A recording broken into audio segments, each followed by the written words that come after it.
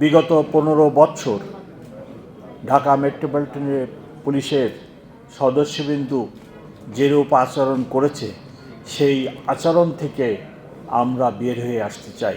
প্রশিক্ষণ ব্যতীত 40,000 পুলিশ অফিসারকে হঠাৎ করে পরিবর্তন করা সম্ভব নয়। কোথায় কী পরিমাণ বল প্রয়োগের প্রয়োজন সেই দিকে আমরা দৃষ্টি রাখছি। ঢাকা মেট্রোপলিটন পুলিশে কাজ করতে যেয়ে আমার সহকর্মীদের অনেক সময় ভুল ভ্রান্তি হয়ে যায়।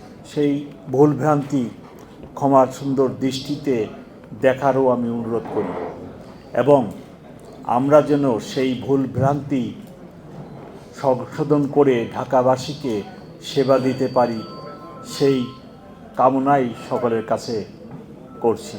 বিগত 15 বছর ঢাকা মেট্রোপলিটনের পুলিশের সদস্যবৃন্দু যেরূপ আচরণ করেছে সেই আচরণ থেকে আমরা বের হয়ে আসতে চাই, কিন্তু এর জন্য সময়ের প্রয়োজন।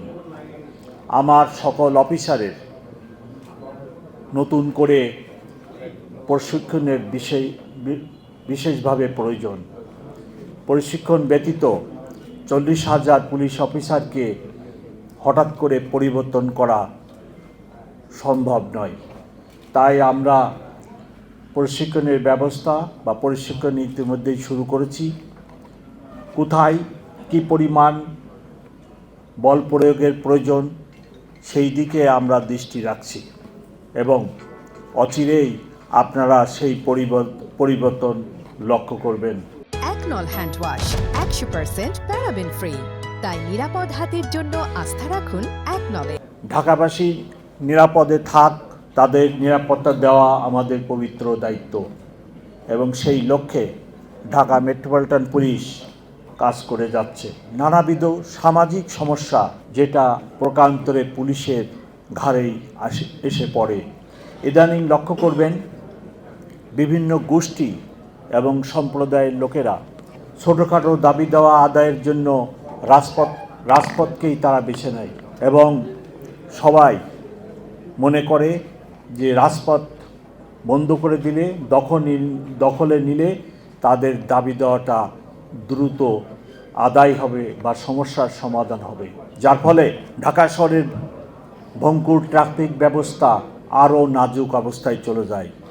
ঘন্টার পর ঘন্টা মানুষকে রাস্তার মধ্যে থাকতে হয়। ঢাকার উত্তর দক্ষিণের রাস্তার সংখ্যা খুবই কম। 3 বা 4টি রাস্তা, Mirpur road, airport road, Rampura road, মূলত এই 3টি রোডই ঢাকা শহরের উত্তর এবং দক্ষিণ। একটি রাস্তা যদি বন্ধ হয়ে যায় পুরো শহর অচল হয়ে যায়। আমরা এই সমস্যা প্রতিনিয়ত ফেস করছি, সম্মুখীন হচ্ছি। তাই আমার অনুরোধ, আপনারা দাবি দেওয়ার ব্যাপারে খোলা মাঠ, অডিটোরিয়াম, সভাস্থল বেছে নিন এবং যথাযথ কর্তৃপক্ষকে সেখানে ডেকে টেবিলে সমস্যার সমাধানের চেষ্টা করুন। ঢাকাবাসীর ট্রাফিক ব্যবস্থাকে আরও ভঙ্গুর করে তুলবেন না, এটি আমার সবিনয় নিবেদন।